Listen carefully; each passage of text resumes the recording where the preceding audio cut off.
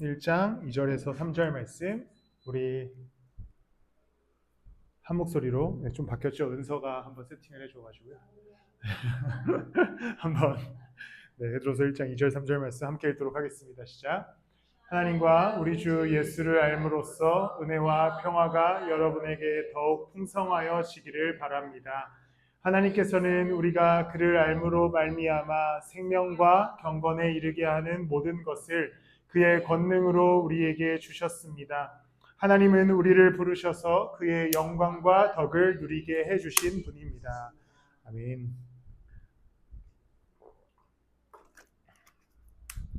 오늘 우리가 함께 볼 말씀은 베드로 후서입니다.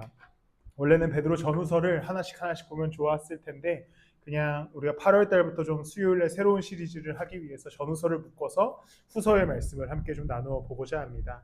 베드로 전서와 후서의 이야기를 조금 나누어 보면요.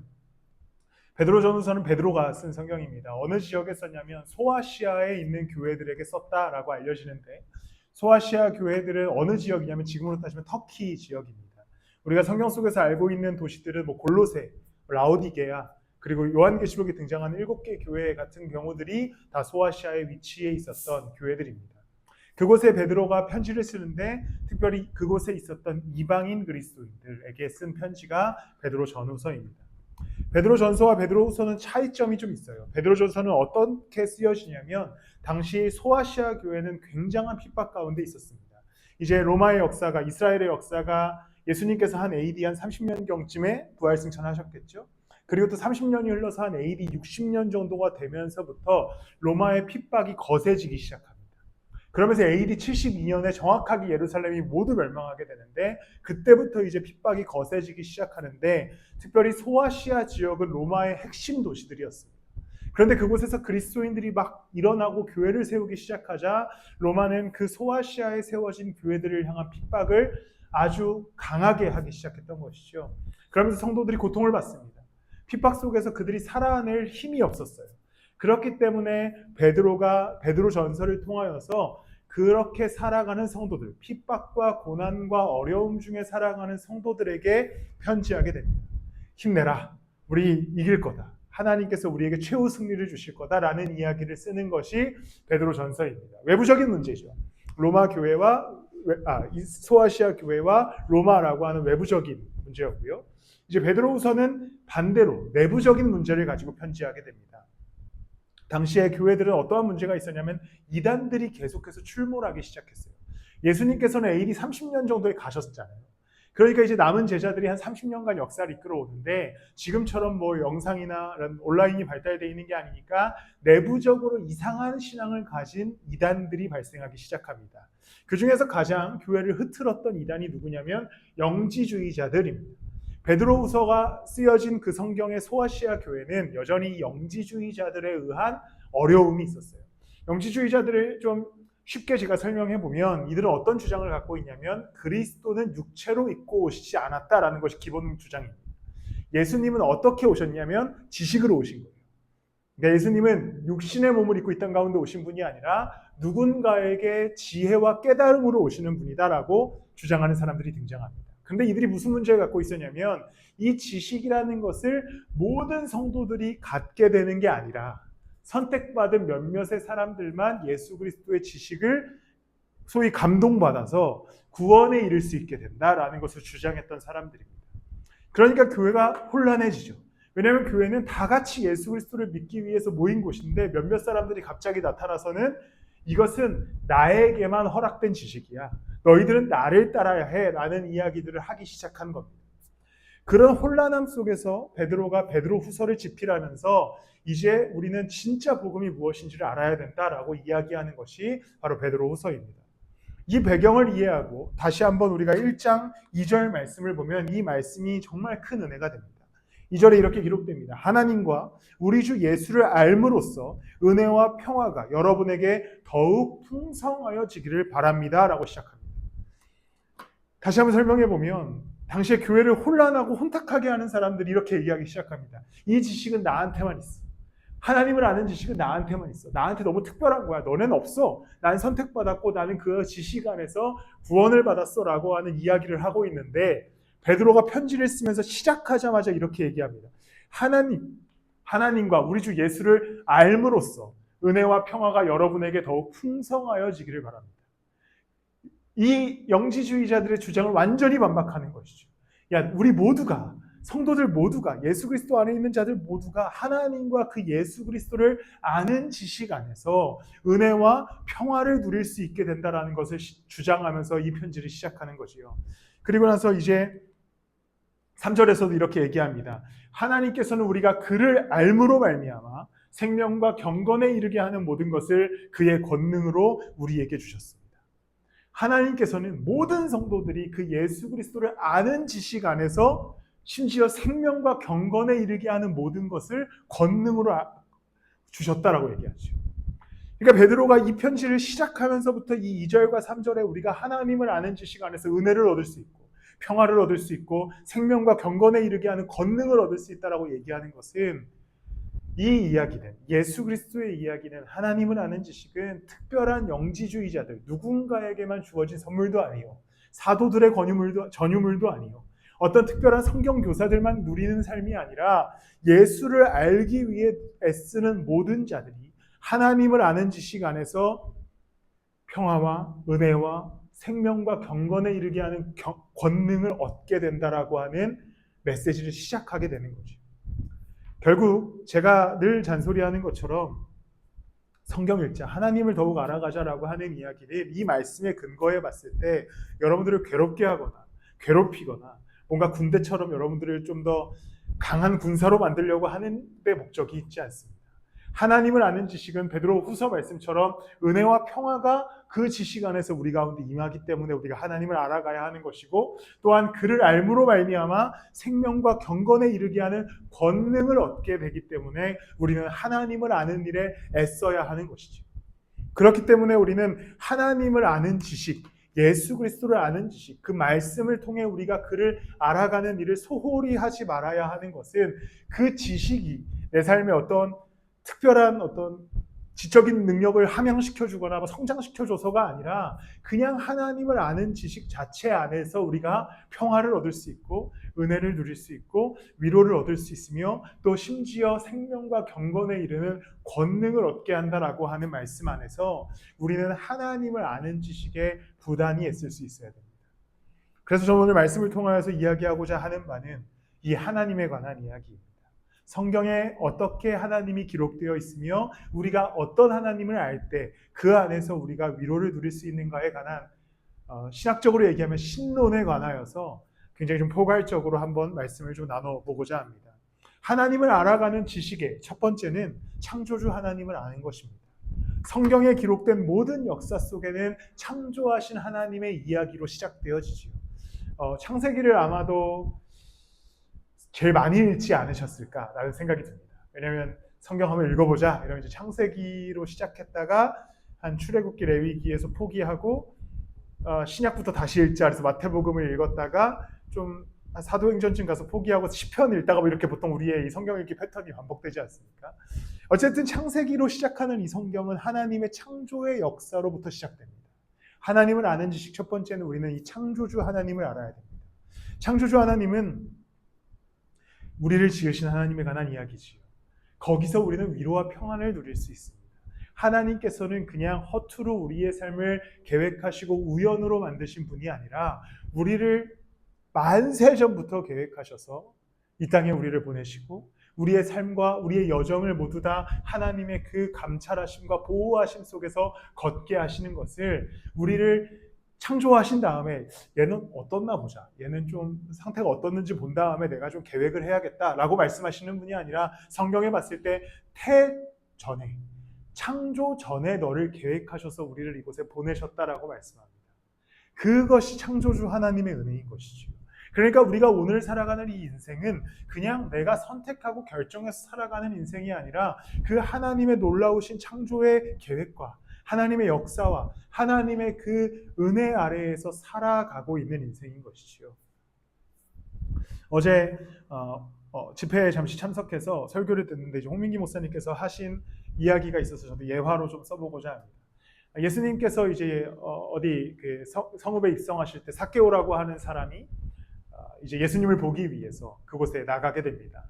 그런데 삭개오는 왕따였고 아무도 그를 반겨주지 않으니까 키도 작았어요. 그래서 그 예수님을 보기가 어려웠습니다.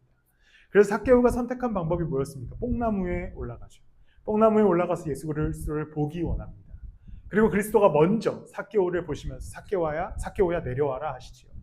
그래서 이렇게 얘기를 해주셨습니다. 뽕나무는 그보다도 훨씬 전에 어떤 사람에 의해서 심겨졌을 거다.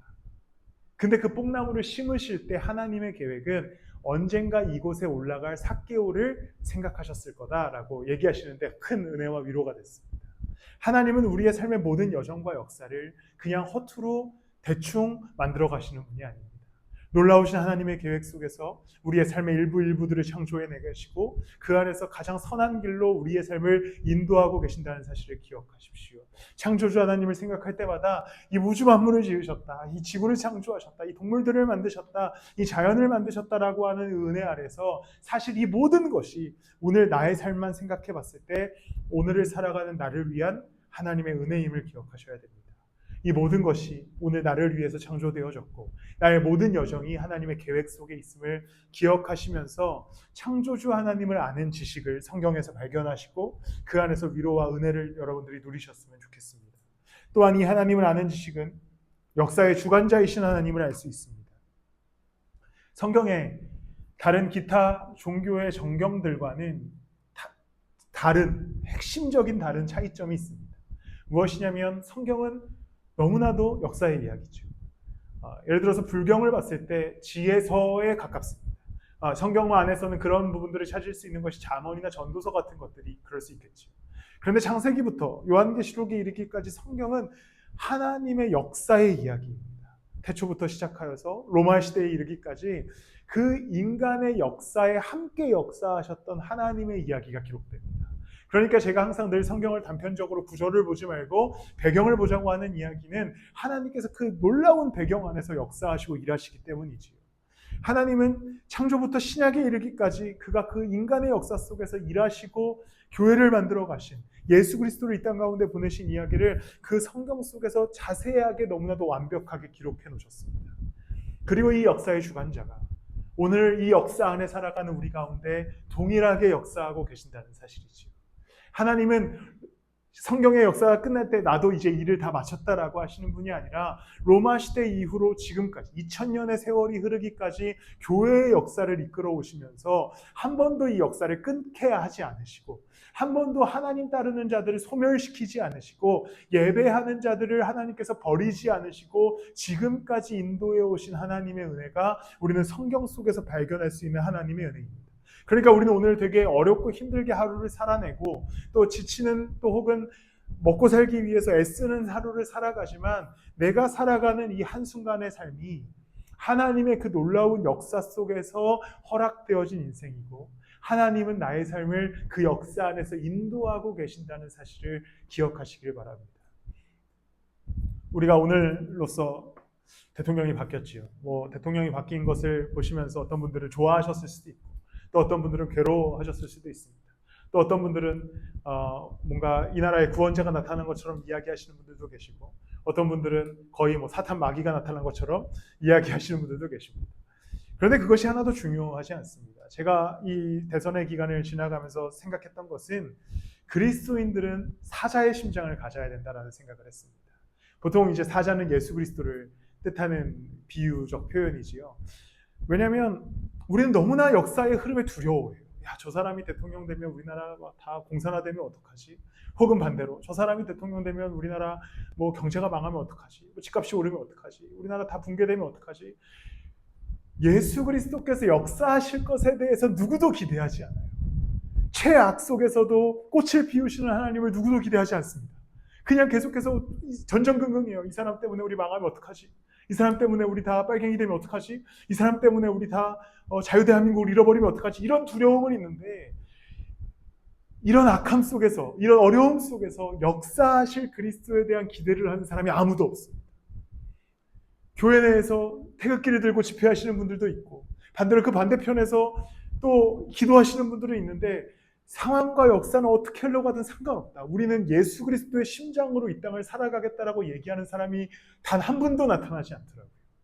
저한테 기회를 줬으면 저는 나가서 얘기했을 텐데 기회를 안 줘가지고. 우리는 역사와는 이 역사의 정치의 흐름이 어떻든지 역사의 흐름이 어떻든지 상관이 없습니다. 그리스도는 거기에 흔들리는 분이 아니시잖아요. 이걸 우리의 인생에 대입해도 마찬가지입니다. 우리의 삶이 어쩔 때는 최악에 이를 때가 있죠. 어쩔 때는 그래도 좀 잘 풀려서 좀 행복할 때가 있습니다. 육체적으로 피로할 때가 있고 육체적으로 힘을 얻을 때가 있어요. 그것은 우리의 삶이 계속해서 어쩔 수 없는 흐름 속에서 위와 아래로 왔다 갔다 합니다. 그런데 그 인생을 이끄시는 예수 그리스도는 우리의 삶의 이 어떤 믿음과 상관없이 동일한 능력으로 역사하시는 분이시죠. 그 예수 그리스도의 심장을 가지십시오. 언제나 담대히 살아가셔야 됩니다. 그리스도의 그 심장은 꺼지지 않습니다. 그 무너지지 않아요. 그러니까 이 땅의 역사를 바라보는 시선도 마찬가지고 오늘 우리의 삶을 바라보는 시선 가운데에도 그리스도는 꺼지지 않는 불꽃으로 우리를 태우고 계신다라는 그 믿음 안에서 담대히 살아가는 여러분들이 되시기를 축복합니다. 그리고 이제 이 성경의 이야기는 가장 중요한 구원자 예수 그리스도에 관한 이야기가 기록된 이야기입니다. 우리가 오늘 찬양에서 고백한 것처럼 날 사랑하심이 성경에 다 써있다라고 찬양에 고백하지 않았습니까? 예수 그리스도의 사랑, 그리스도의 십자가의 정점은 사랑입니다. 특별히 이 역사 속에서 창조하신 하나님이, 역사의 주관자이신 하나님이 이 역사 가운데 예수 그리스도를 우리 가운데 보내셨습니다. 근데 이 그리스도를 우리 가운데 보내신 사건은 오늘 여러분들의 그 삶을 너무나 사랑하신 하나님의 계획이자 선물입니다. 우리는 이제 이 사랑의 그 예수 그리스도의 인도하심과 이끄심 안에서 살아가고 있음을 기억하셔야 됩니다. 그리스도는 우리를 너무나 사랑하시기에 이 땅 가운데 오셔서 십자가를 지셨습니다. 그 사랑은 꺼지지 않습니다. 그 우리를 향한 사랑과 그 애틋함은 예수 그리스도께서 우리의 삶의 어떠함 때문에 포기하시거나 버리시지 않으시는 것이죠. 오늘 우리를 사랑하시는 그 그리스도의 이야기를 성경 속에서 발견하셨으면 좋겠습니다. 그리고 위로를 얻으셨으면 좋겠어요. 도대체 어디에 사랑의 이야기가 써 있습니까? 성경 초반부에 보면 얘 죽여라, 쟤 죽여라, 쟤도 죽이고 얘도 죽이고 뭐 만졌다고 죽이고 뭐 이렇게 다 죽이지 않습니까? 그러나 그 이야기의 흐름 속에서 우리가 꼭 기억해야 하는 것은 결국에 우리에게 거룩한 삶을 허락하기 위해 우리의 삶을 인도하시는 예수 그리스도의 사랑의 이야기라는 사실을 기억하셔야 됩니다. 그러니 늘 말씀 안에서 또 여러분들이 그리스도를 묵상함 속에서 항상 기본값으로 가지십시오. 그가 나를 사랑하신다. 그가 나를 너무 사랑하신다. 오늘도 나를 너무 사랑하셔서 나와 동행하신다는 사실을 기억하심으로 삶의 걸음을 옮겨가시기를 바랍니다. 또한 이 구원의 하나님에 관한 이야기는 승리의 이야기입니다. 제가 최근에 몇 주간 이 승리에 관한 이야기를 해서 잘 아시겠지만 3절 말씀처럼 우리에게 권능을 주시는 예수 그리스도는 결국 우리에게 승리를 주시는 그리스도이십니다. 삶의 모든 여정, 우리가 앞에 계속 이야기했듯이 그 그리스도의 심장으로 승리하시는 그 그리스도를 누리면서 살아가셨으면 좋겠습니다. 우리에게 분명한 승리를 주실 그 예수 그리스도를 하나님을 아는 지식 안에서 발견해 나가시고 진짜 승리를 경험하시는 여러분들이 되시길 축복합니다. 그리고 마지막으로 이 하나님의 이야기는 결국 영원한 나라를 허락하시는 하나님 나라의 이야기를 담고 있습니다. 그리스도를 아는 지식은 특별한 누군가에게만 주어진 선물이 아닌 것이죠. 모든 예수를 따르는 자들에게 주어진 하나님의 선물입니다.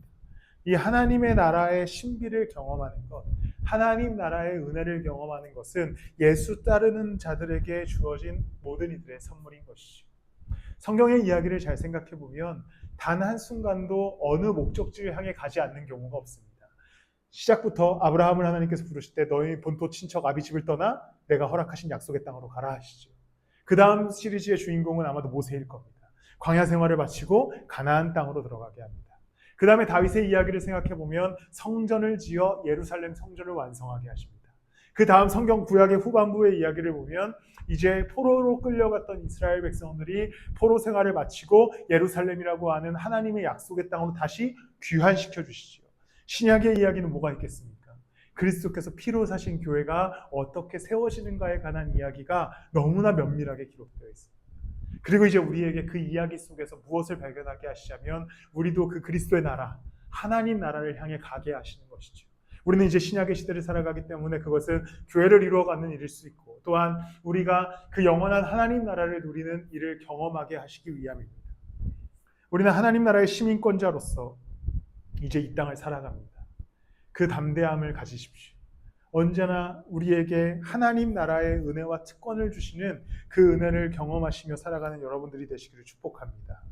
그리고 이제 이렇게 베드로는 이 이야기들을 하진 않았지만 2절과 3절에 하나님을 아는 지식 안에서 우리는 은혜를 얻을 수 있고 평화를 얻을 수 있다 얘기하고, 하나님을 아는 지식 안에서 생명과 경건에 이르게 하는 권능을 얻을 수 있다고 이야기한 다음에 이제 4절에 정말 중요한 얘기를 하게 됩니다.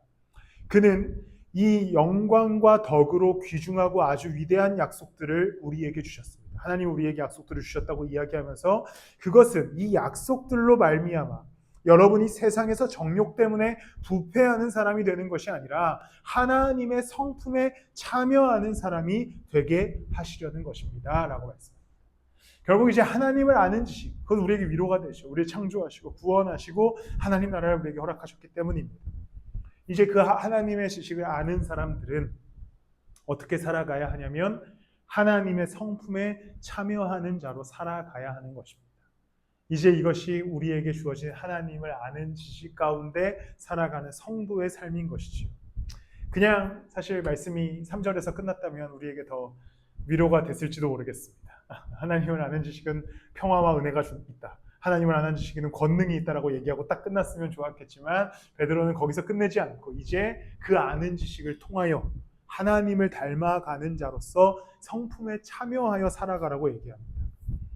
우리는 이제 하나님을 안다면 창조주 하나님을 알고 역사를 주관하신 하나님을 알고 우리를 구원하신 하나님을 알고 사랑의 하나님을 알고 승리의 하나님을 알고 영원한 나라를 허락하신 하나님을 안다면 그 하나님을 따르는 자답게 살아가야 하는 것이지. 그 성품에 참여한 자답게 살아가야 합니다. 그것이 이제 우리 그리스도인들에게 주어진 사명입니다. 우리에게 주신 위대한 약속, 그 창조주 하나님이 우리를 계획하고 계신다면 그 계획 안에서 우리가 하나님께 순종하며 살 수 있도록 우리의 삶을 드려야 됩니다. 역사를 주관하시는 하나님을 아신다면 오늘 이 역사 속에서 세상 것과 세상의 이야기들을 붙들기보다는 하나님을 붙들도록 우리는 애써야 합니다. 우리를 구원하신 예수 그리스도를 믿는다면 그 십자가를 붙들고 우리의 오늘의 하루를 살아갈 수 있어야 되는 것이죠. 그리스도가 사랑이신 것을 알고 그리스도에게는 정말 은혜와 풍성함이 있다는 것을 안다면 우리도 그의 성품에 참여한 자가 되어서 그리스도인답게 그리스도를 닮아가야 하는 겁니다. 약속 안에 있다면 그냥 가만히 있는 신앙인이 아니라 성품에 닮아가는 신앙인으로 예수 쫓아가는 신앙인으로 살아가야 하는 것이지요. 거기에 진짜 2절과 3절 말씀처럼 은혜와 평화가 있을 줄을 믿습니다.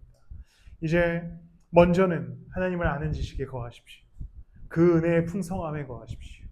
그 은혜 안에서 창조의 하나님의 위로, 역사를 주관하신 하나님의 위로, 우리를 구원하신 예수 그리스도의 위로를 누리시고 그 위로 안에서 이제 그리스도를 따라 살아가시기를 소망합니다.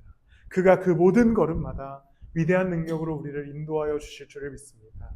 말씀을 마무리하겠습니다. 1장 10절에 보면 이제 이렇게 기록합니다. 그러므로 형제자매 여러분 더욱더 힘써서 여러분이 부르심을 받은 것과 택하심을 받은 것을 굳게 하십시오. 그러면 여러분은 넘어지지 않을 것입니다. 부르심을 받은 것들, 택하심을 입은 것들, 즉 예수를 믿게 된 것을 굳게 하라고 얘기합니다. 어떻게 보면 이것은 설교자의 잔소리일 수도 있겠죠. 성경 좀 더 읽어라. 기도 많이 해라. 예배 잘 드려라. 예수 잘 따라라. 근데 이것이 어떠한 유익이 있는가에 대해서 분명히 얘기하는 것이죠. 그러면 여러분은 넘어지지 않을 겁니다. 여러분들이 성경을 읽고 예배 잘 드리고 헌금 잘하고 기도 열심히 하면 김희중 목사가 넘어지지 않는다, 교회 지도자가 넘어지지 않는다라고 기록하지 않습니다.